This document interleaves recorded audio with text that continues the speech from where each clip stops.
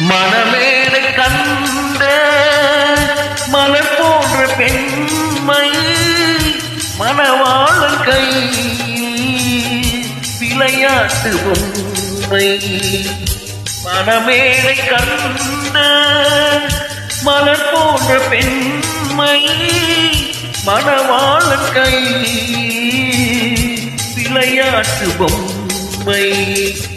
விளையாட்டுக்கான வருகின்ற தெய்வம் விளையாடுமானாம்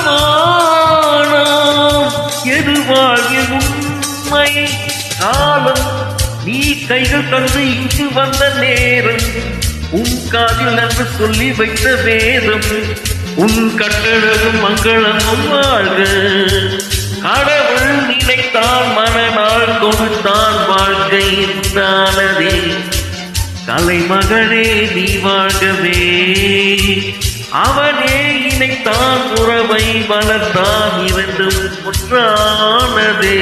இரு மகனே நீ வாழ்கவே.